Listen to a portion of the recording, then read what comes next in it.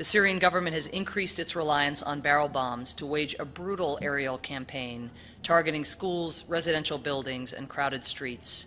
In the first 6 months of this year, the Assad regime has dropped an average of 260 barrel bombs a month.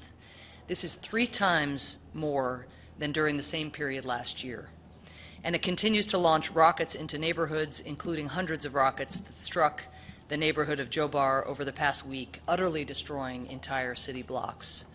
With regard to the Assad regime, I would say, first of all, that the actors on the ground who have fought over the last 7 months the most strenuously against ISIL have been the moderate opposition, have been the Sunni opposition groups.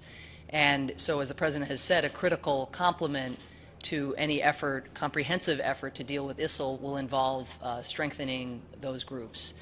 It is still our belief that the Assad regime, its brutality, the barrel bomb attacks, the possible chlorine use now, the previous chemical weapons attacks, these are recruiting tools that extremists have used to attract foreign terrorist fighters to Syria.